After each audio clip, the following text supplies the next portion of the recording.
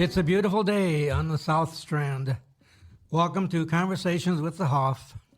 I'm Steve Hoffman, your host, and with me in the studio today are the usual suspects, Randy Oporowski and Trip Detmering. Yay!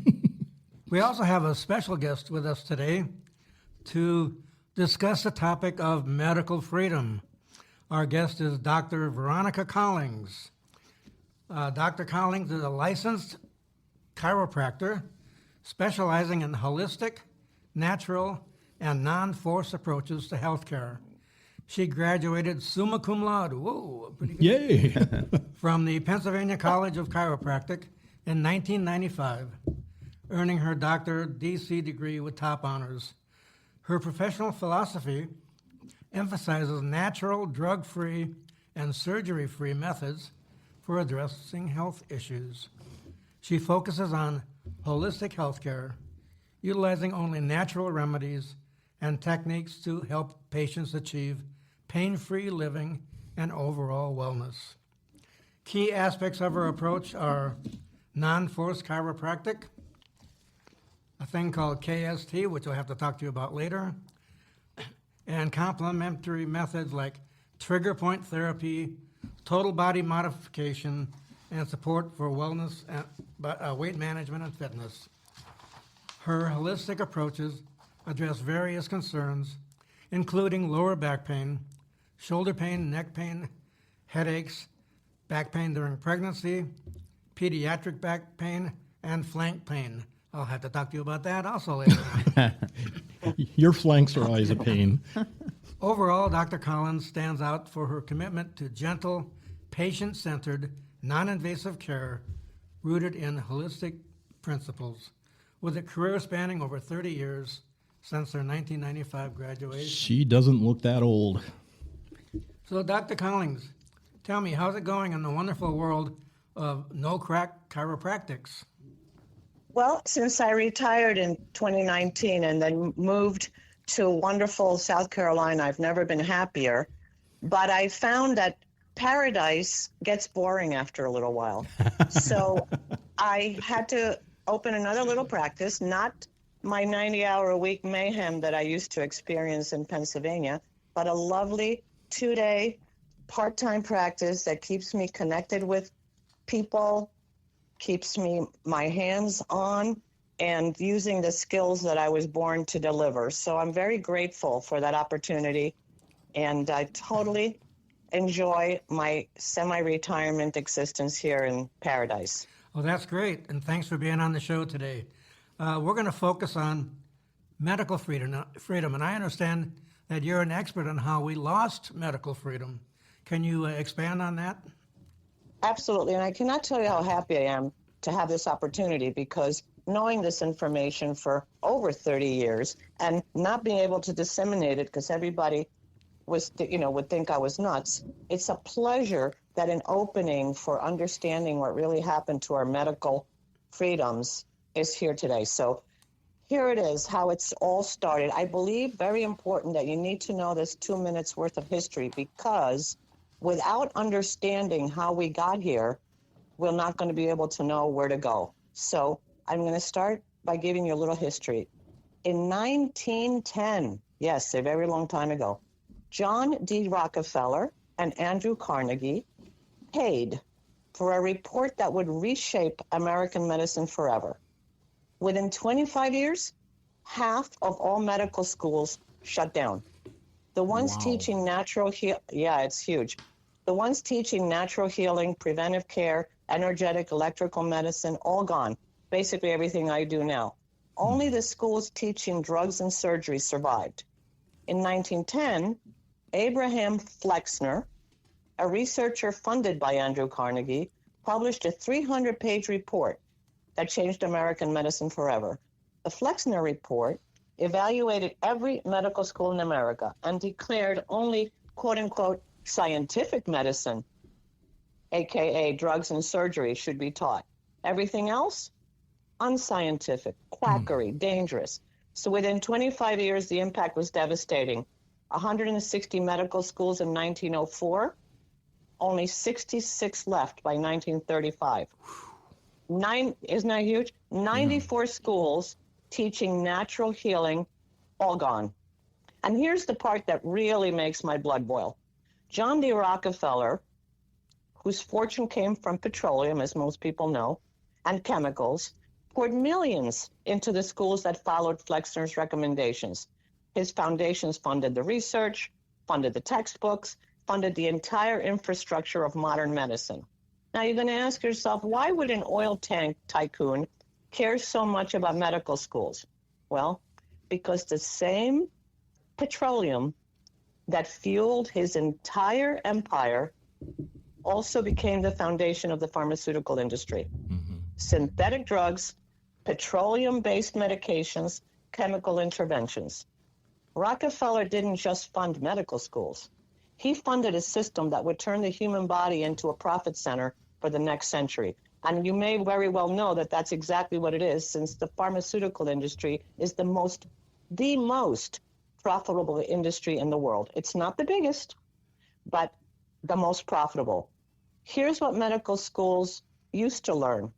Here's what medical students used to learn in medical schools before 1910. Electrical medicine, using the body's natural electrical currents to heal. By the way, this is a big part of the success in my practice. They are based on these principles. Hydrotherapy, that's water healing therapies, botanical medicine, we know it as herbal treatments, homeopathic medicine. Dr. Hahnemann developed this amazing healing system 250 years ago. Preventive care such as nutrition, supplements, and exercise, keeping people healthy. And of course, chiropractic. The first chiropractic school was founded in 1897. How chiropractic survived is only by the stealth of its results. After the Flexner report, all of it eliminated, declared unscientific, removed from medical textbooks, banned from the curriculum. Today, your doctor has exactly two tools in their toolkit: prescribe a drug, recommend surgery. And this is not because those are necessarily the best options, but because every other option was systematically eliminated from their education. And just one quick aside, because a lot of people like to research and are thorough, like Steve, for instance. In the 1980s, a brilliant medical doctor, his name was Robert Mendelssohn, wrote a great book. It's called Confessions of a Medical Heretic. And in this very little book, he outlined exactly how not only this happened, but how our current medical doctors are trained to fit into that little box. It's an amazing little book. You just can't even believe how thorough this brainwashing is. So that's where we started, and this is why we are where we are now. And this is why people our age, Steve, and I don't know how old you are, Tripp and Rand, but this is why people our age, who have been thoroughly brainwashed from early childhood, think that there's nothing wrong with popping pills every day and getting more and more ill. Now, if you're sick, all you have to do is go to your doctor and say, hey, give me a pill so I can feel better. Well, I want to revisit Exactly. something else you touched on with the bioelectrical science being, poo-pooed. And to me, that's like the poo-pooing of Eastern medicine, where the bioelectrical would equal qi, is that the Chinese would talk about, and in using acupuncture, which has been very successful for a lot of people's healing. And is this the beginning of, in 1910, is that the beginning of the schism between Eastern and Western medicine? Well, actually, acupuncture, which is exactly like you said, based on the exact principles that I was talking about, has been around for over 5,000 years. There's some records that even go below. At that time, acupuncture had not yet come to America. So, no, that was not included in the devastation. That happened later. The minute they set foot here, they started getting whacked. Let's use the modern term, canceled. Yeah. They started getting canceled too. But they didn't get here until later. They didn't get here until after the communist revolution, because what happened is those lovely communists started killing all of them. This is a really funny story. Not funny at all when you're talking about killing people. They started eliminating, canceling all the acupuncturists and Chinese medicine, natural Chinese medicine doctors got eliminated. And the interesting thing is those same people who killed them 30, 40 years later, when they started getting old and wondering why they were suffering things that their parents hadn't suffered, they were told, well, you got rid of the medicine that kept your parents healthy. So that was kind of like a cosmic joke, which they truly deserved. So are you saying that there are side effects to prescription drugs? Oh, no. Not only are there side effects to prescription drugs, a drug cannot even be called a drug if it doesn't have side effects. It's part of the definition. Yeah. Well, so there's also some stuff you talked about, hydrotherapy, botanical medicine, homeopathic medicine. I'm not as knowledgeable as you. Can you tell us, give us some examples of what's meant by hydrotherapy? Yes. So using water to mobilize the energy and clean out toxins from the body has been historically used a lot. If any of you remember like old movies of people who had tuberculosis, they would be taken by the ocean side, exposed to a lot of sun, salt water, and then they would be given these hot tubs of moving water. Yeah. Because what moving water does, and now they're used in all kinds of, heck, you can even get a hydro table at the gym I go to. Oh. Planet Fitness has it as part of its advanced membership. Anyway, so it moves the lymph lymph is your body's sewer system. Mm-hmm. So it moves the sewer around to get it out of your body. It's a detoxifying therapy. And of course, that went away with 1910 also. But you may remember movies. I don't know if you have any historical background in that, but a lot of movies feature, people being sent to those kind of healing places, which always included sun, fresh air. Wow, exactly what we were told not to experience when we had COVID, et cetera, et cetera. So that's kind of hydrotherapy. Yeah, and the hot springs and the mineral springs, yeah. Oh, thanks for reminding me. Absolutely. All over the world. In fact, I was in Budapest just last year, and they have the most amazing thermal baths. Ooh. I got the opportunity to enjoy that. And yeah, absolutely. Hot springs, mineral waters, all of that. Very healing. So that's why my wife likes to go to those places that have that water massage thing that I pay money for. So that's not just a scam, huh? Not a way just to get my money. It is not. Absolutely. You're getting your money's worth, Steve. Okay, Keep great. her healthy. Keep her healthy. Definitely. What do you mean by botanical medicine? Herbs. Basically, I can't even begin to enumerate. There are thousands of healing plants that are on this planet with different effects. Pretty much you can't walk out in your yard without finding, like dandelions, for instance, right? You want to get rid of your dandelions because they're unsightly? Even the Go ahead. dangerous Go ahead. Just make tea out of them. It's a wonderful liver detoxifier. So basically, There's herbal definitely medicine. an herb that I would like to promote. Which called one? Cannabis. Oh, very funny. Well, I have bad news for you, and I know that you're opposed to this concept, but cannabis is incredibly toxic to the brain and the liver. In fact, over 25 years ago when I was taking total body modification, Dr. Viktor Frank, who was the developer of one of the techniques I use, mentioned that cannabis and Valium were the two drugs that he was not able to detoxify from the liver. So, if you're dying and you needed to give you pain relief from, serious cancer, et cetera, and you didn't do the alternatives, yeah, I'm not opposed to it. But it's as regular use, forget about it. And if you're wondering why our kids' brains are fried, the cannabis we were exposed to, Steve, when we were kids, were 3% THC. You know what that number is now? No. 30 to 40%. Okay. So there is a difference between the weed that we had back in the 60s and what you have today. Does that apply to I would say CBD? like a tenfold difference. CBD does not have THC. CBD is another component of the plant, but it is not the intoxifying, it's not the toxic portion. I take my CBD every night before I go to bed, and I sleep like a baby. A lot of people do, and with great results. I have no reason to say that there's anything wrong with that. You mentioned Dr. Frank. 40 years ago, I read a book called, it was Dr. Frank's Back to Youth Diet. And that's where I learned about complementary proteins. That's one of the times when I experimented being a vegan. So is that the same Dr. Frank, you think? It is not. Okay. Dr. Frank would not be a proponent of veganism. And I'm not a proponent of veganism, even though I know that for vegans, this is a terrible thing for me to say. But I just want to give you a very quick historical context.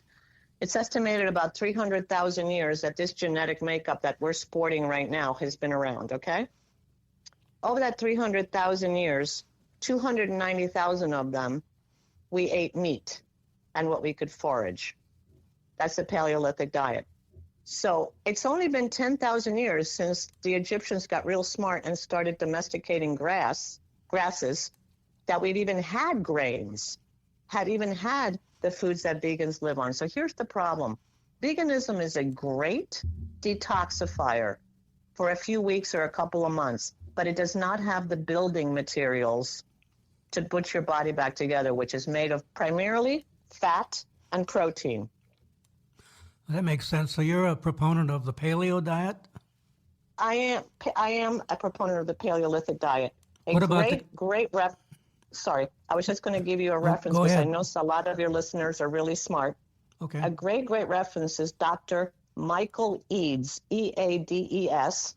He wrote the Paleolithic diet about 35 years ago, and he's still out there on YouTube trying to explain to people, no, you're not made of vegetables. You're made of fat and meat. Was the Flexner report, was that related to the FDA getting founded and the AMA sort of bottlenecking with licensing restrictions? Yeah, well, the original FDA was actually a sane organization. It was not captured, but it shortly thereafter, it became just part of the whole system of control.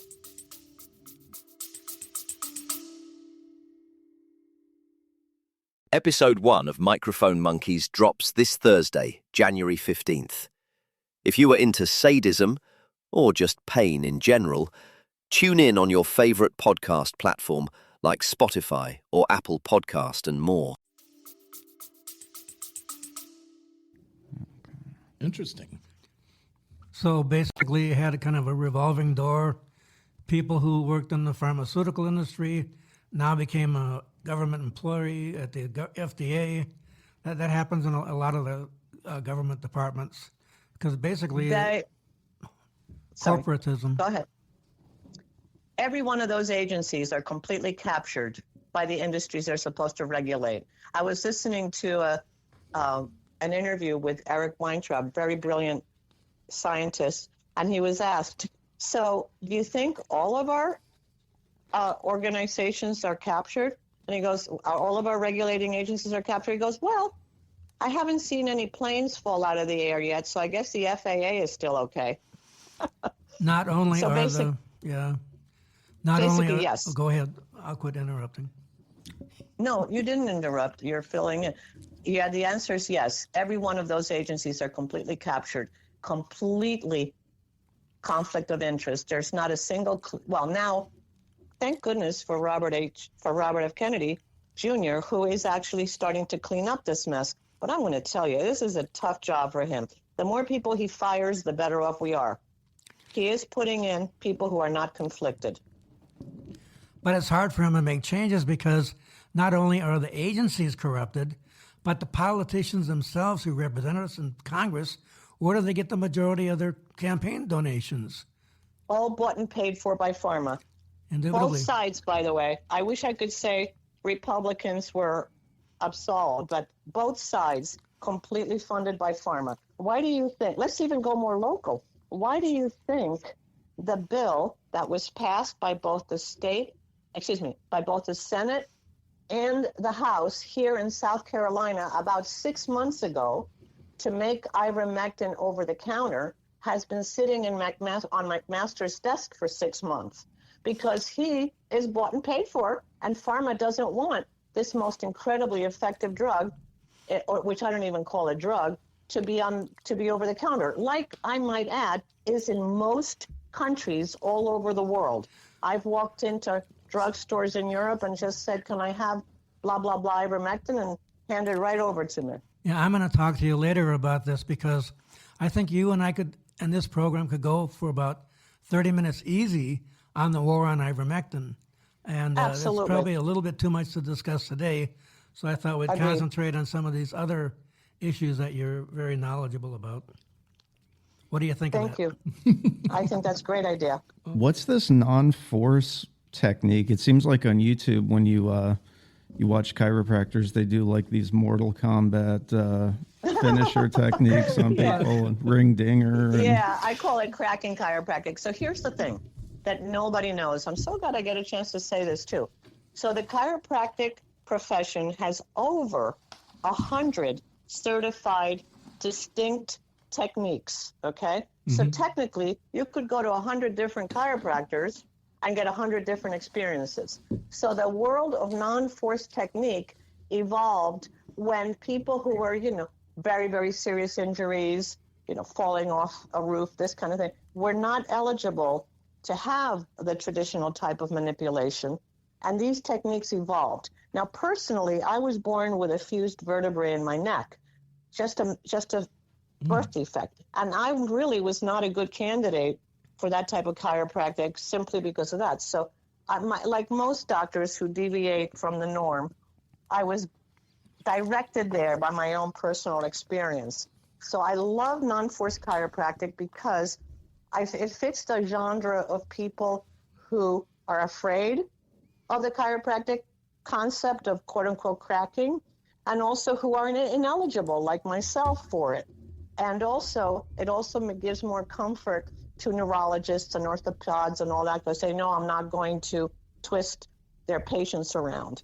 Plus, here's the best part. It is marvelously effective because it's so specific to the exact problem that it requires much fewer visits for much longer results. So I was directed to it immediately in chiropractic school by my own problems. So should I be suspicious of my chiropractor starting each exam with a colon examination? Okay. Dr. Knuckles, Dr. Knuckles. Let me license. put it this way. It's not in my curriculum, okay? I was going to say, Dr. Knuckles doesn't seem to be legit. There's another thing. That's a What new about one on this? me. What about this Quran-specific technique? Do I have to call up my local mosque to make them? Well, what No. exactly is so that? It's Dr. Koren, Ted Koren. Koren. Okay, Koren. Yeah, Koren. Yeah. In fact, he is one of my mentors who I actually met while I was in chiropractic school. So now we're going back 35 years. Wow. And Dr. Koren, yeah, he is amazing. Dr. Koren actually married 3 different non-force techniques into one more elegant, explicit, and easy system to apply. So the original non-force technique that I practiced was very cumbersome, and I still love it for certain situations. But Dr. Koren's technique, KST, is very, very effective and very easy to apply and very comfortable, which is the best part for the patient. Dr. Koren was also a huge researcher, and actually he saved the chiropractic profession because in 1987, well, I don't know if you know this, but the AMA had been trying to get rid of chiropractic for decades. I'm sure you know that most doctors poo-poo chiropractic. In 1987, it was a lawsuit was filed by the chiropractic profession against the AMA, which the chiropractic profession won. It went all the way up to the court just before the Supreme Court. I forget the name of it. And even though the AMA was found guilty of, quote, a conspiracy to eliminate chiropractic. Go figure, right? Just like Flexner. They got a slap on the hand, and they were told, don't do that anymore. But, old habits die hard. The old-time doctors, they just kept on going. So there's still a lot of prejudice towards chiropractic with good reason. Go back to the Flexner report, and what else do you need to know? I saw a chiropractor for about 20 years because I, too, have a fused vertebrae in my neck. And Oh, if how you about can't, that? yeah, if you can't turn your neck, it has an adverse impact on your golf game. Ah. Yes, it does. How do you keep the eye on the ball, right? So it helped quite a lot. I was able to go from being a poor golfer to a very mediocre golfer. Hey, I would sell an extremity to be a mediocre golfer. I would love that. Is it that would be safer? awesome. It is It's when it's much safer for people who have any predisposing conditions like us, like you and I, Steve, or someone who's had surgery, or someone who fell off the roof, or it's a lot, or someone who's just scared. So, people have their biases. God bless them. I do too. And so it's good on a lot of levels. And like I was saying earlier, neurologists, orthopods, they don't object because they know that their patient is getting treated very gently. You mentioned total body modification. I'm a Yes. person that could really use some of that. Yeah, isn't that a great name? It's like it covers everybody on the planet. It's a great name. That was Dr. Viktor Frank's technique. Okay. And total body modification has been the star of my practice. This is where I can, using this is going to confuse you, so I'm just going to say this real fast, and you can find out more about it on my website. He was the developer of radionic electromagnetic field resonance testing, I personally have about 1,500 vials to be able to test people for what foods are irritating them, what they're allergic to, what they're sensitive to, and then from there, learn how to teach the patient how to balance their blood sugar, which is probably the #1 killer in America, and then finally find what supplements they actually need, not just go to the internet and go, oh, that sounds good, let me try that. Burberry. So yeah.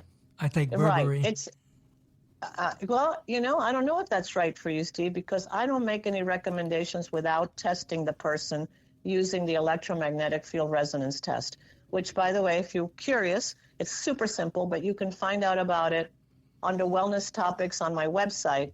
There is an article entitled The Electromagnetic You, and it explains how this works and the history of it and the whole 9 yards. Very simply, it's only like one page, but that has probably, Dr. Viktor Frank's total body modification has probably been the most what distinguishes me from pretty much everybody else. Well, Dr. Collings, I'm gonna enter you into the world of the taboo subjects. Now, lately we have had an onslaught of these commercials for Cialis, Viagra, even medications for women for sexual health and the deterioration. We've had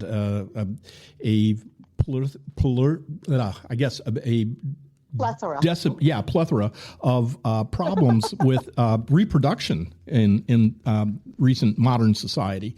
And how can we get off of these? What is your plan for getting us off of these medications, these dietary problems that we've had, these lack of motivation that has deteriorated the American sexual health that's gone on in this country and it's deteriorated over the last 20 years? Yes, and it goes further back than that, but here's the perfect thing. Sexual health, when you are very, very ill of this, that, or the other thing, is your body's last priority. Your body is trying to allow you to survive from all the other stuff that's going on with much stronger severity. So it does not liberate energy to worry about whether you're having sex and reproducing. In fact, your body doesn't want you to reproduce if you are in a toxic environment, because it's going to produce a bad result. So all of these in vitro and all this stuff is actually really, really not a healthy way to deal with the problem. So here's how you deal with the problem of sexual inaptitude, let's call it that. You have to get healthy first. Listen to this, When Steve. you get healthy, I'm listening. sexual function is part of a healthy body. If your sexual function, if your mentation, if your energy, if your esprit de corps, all of these symptoms that you just described earlier, if they're not working, it's coming from an unhealthy body. So what I do is super simple. My practice works in three layers. First, I identify what you're poisoning yourself with, pretty much every day by what you're eating, which, by the way, with statistics like 76% of Americans being chronically ill and 80% of Americans being overweight, and now that number has switched to obesity because we've got more reality, we are not doing the right things with food, okay? It's not our fault. It's what's in the supermarket. It's what's in all the restaurants. But here's the good news. Going back to the basics of human health involves real food. It's not that hard once you understand what that is. And to actually understand what real food is, I actually have an article, again, under wellness topics. It's called What is Real Food and Why Should I Care? If you want to expound on that, I have Ideal Nutrition Part 1 and 2 also in that section, which really opens up that area. I believe that malnutrition, excess calorie, all of this stuff that we're doing to ourselves right now is the core of all those symptoms. It's not the only thing. I believe there are 3 major dysregulators: crap food, electromagnetic field overwhelm.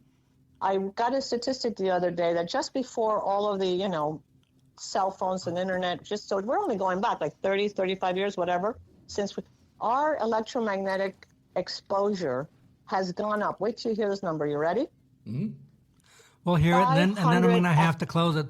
We're reaching our 30-minute mark, and you go ahead and explain that last thing, and then I'll wrap it up. So sad. I was having so much fun. Yes. Oh, yes. Time goes by when you're having fun. Electromagnetic field exposure has gone up 564 trillion %. Yeah, so electromagnetic fields are great. The sun is great. Nature is great. The Earth's electrons are great. But that kind of exposure, I believe, is the second most vital dysregulator. And finally, all the toxins we're exposed to environmentally, drugs and vaccines being the primary ones. Wow. And that covers. So I find out what's wrong with you, with what you're eating, et cetera, exposing yourself to, cleaning your house with, et cetera, et cetera. Then we balance your blood sugar. And once you're all deflated, because that's what happens, inflammation drops like a lead balloon, then we can find out what supplements, this goes back to you, Steve, you actually really need. Well, because I do a whole system of muscle testing for that.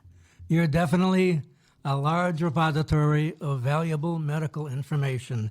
And it kind of explains why whenever I walk by my wife, I pinch her butt. But I don't know why. Well, thanks for being on the show today. What's your website? It's Dr. Veronica Collings, that's with ings.com. And we are going to have that in the show notes for our listeners to be able to look it up. That's drveronicacallings.com. So during this podcast, we only touched the tip of the iceberg on this particular topic, medical freedom. And I think you've already agreed that you'll come back at another date where we'll continue this discussion. Is that correct, Dr. Collings? My pleasure. I'm having so much fun. Yay! Great. I'll put you on the schedule. Hopefully now... Thank you. You're welcome. Hopefully now our listeners should realize that big government interference and corporate interference in the healthcare marketplace has the same effects as interference in any market. The results never serve the best interests of the public. The lesson here is do your own research. And as always, freedom of choice is the best medicine. During the next episode, we're going to again focus on the theme of the principles of limited government, individual and economic freedom. We'll talk to the people who are actually fighting for these principles at the state level. Our guest will be Jordan Pace, the chairman of the South Carolina Legislative Freedom Caucus. And now let's hear it from our glorious leader, the executive producer of Liberty Cracked Media, Trip Detmarini. Well, thanks to all of our listeners of Conversations with the Hoff, which drops every Thursday, every week that we have coming in. Visit libertycrackmedia.com for more information and sign up for our monthly newsletter. And you're going to get more of the information such as Dr. Veronica Collings information and some of these other things we have from Liberty Crack Media, such as offerings from Microsoft Monkeys and Dream, Build, Achieve, and other things. I love Microsoft Monkey. Yes. And along with signing up this month, we are partnering with Americans for Prosperity, and everybody who signs up will get some free merch from Americans for Prosperity. To get more information about being able to free our markets and free the businesses throughout the community and the activism that goes on, go to americansforprosperity.org. And I want to thank our listeners for another wonderful episode of Conversations with the Hoff.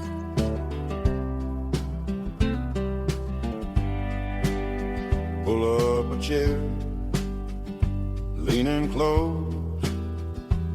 Got a question in a black coffee glow. From campus quads to the Capitol steps, we're talking who we are, what comes next.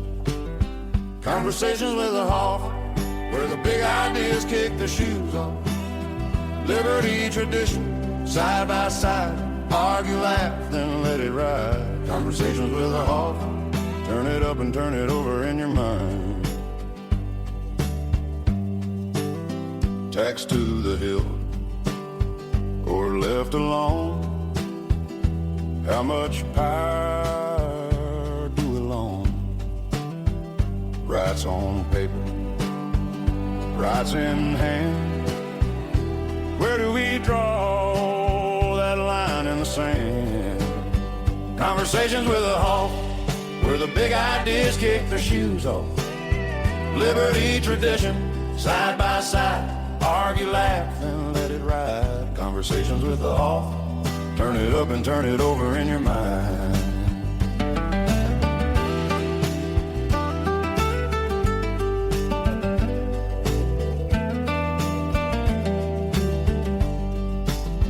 Is it either